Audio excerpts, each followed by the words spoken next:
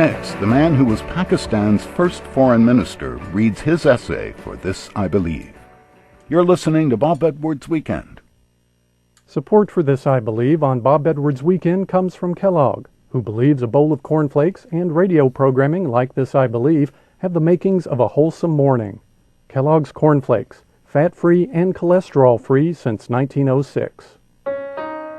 I believe in the power of love. I believe that a generation of young people... I believe it deeply and sincerely. I believe in the importance of passing this knowledge I along. believe that everyone wants to love All of and be these add loved. up to my belief in the dignity of the individual. I believe in people.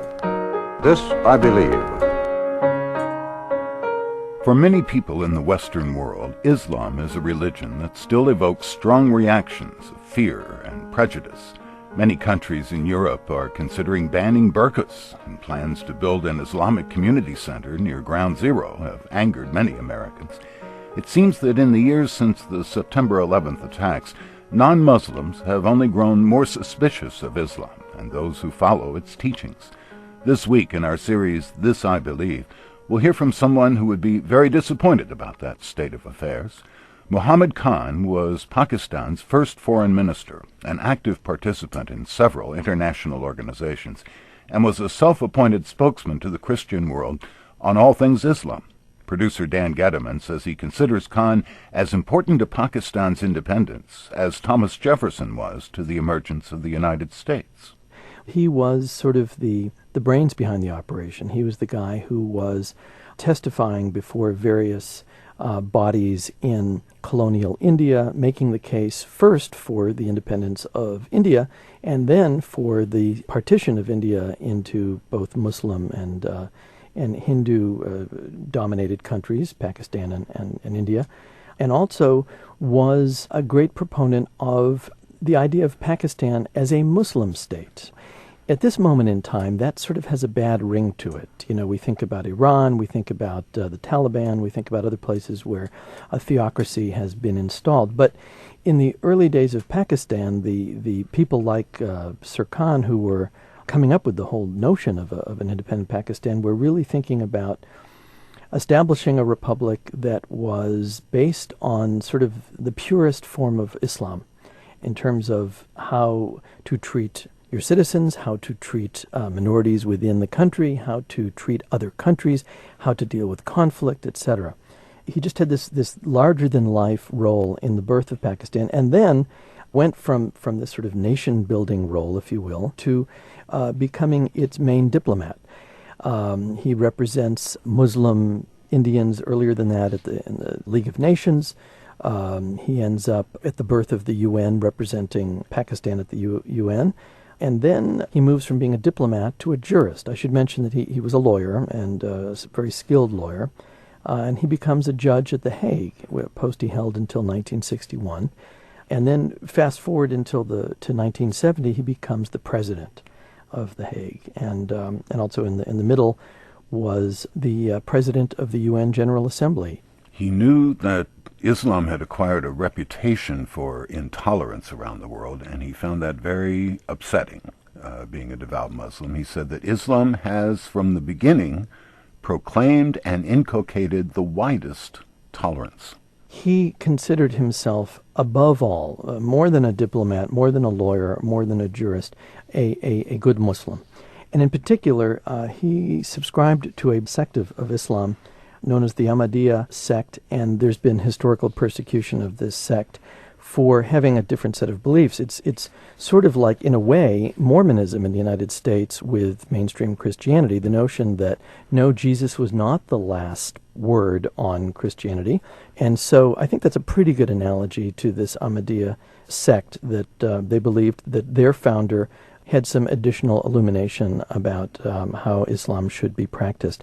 So at any rate, it was a major part of his career to try to educate the West about Islam and to do it properly, because he was concerned that even back then in the 1940s and 50s, that the West was getting sort of a bastardized impression of what Islam was.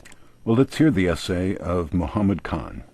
Islam means peace through submission to the will of God. I am a Muslim.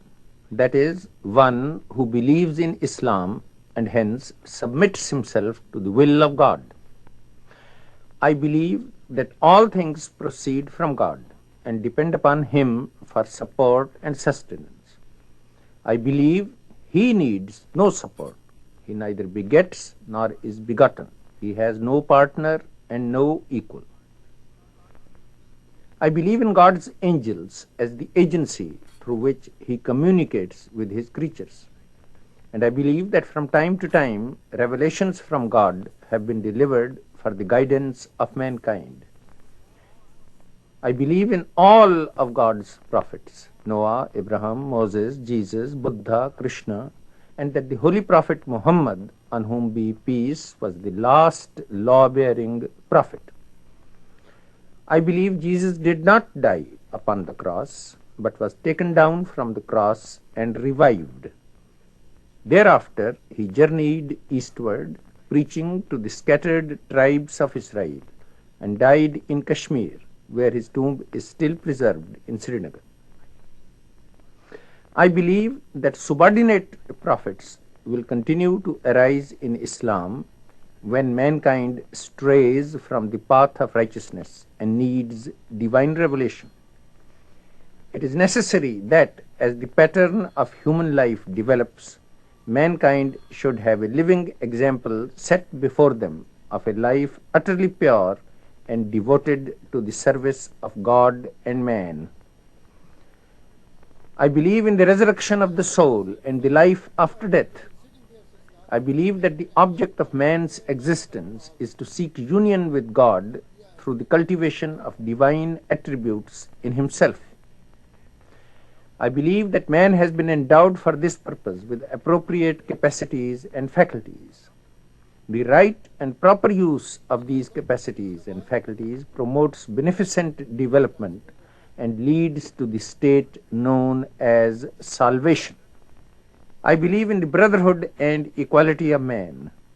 I recognize no division or privilege based on race, color, family, or wealth. The only badge of honor and nobility that I recognize is the purity and righteousness of a man's life. My life is guided by this faith and by the following rules.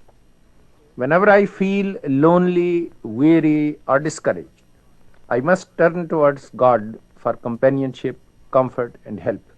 He is ever near and will not fail me. I must make my heart His shrine and temple, and let Him ever dwell in it in sweet guardianship and companionship. I must stand up for truth, righteousness, fair dealing, and justice. I must stand with God, though I may have to stand against the whole world. And I believe the love and fear of God are the sum of all wisdom. Muhammad Khan, for this I believe. We've heard several essays from devout Christians. This is the first from a devout Muslim, and I was astonished at this one little paragraph here that seems almost gratuitous.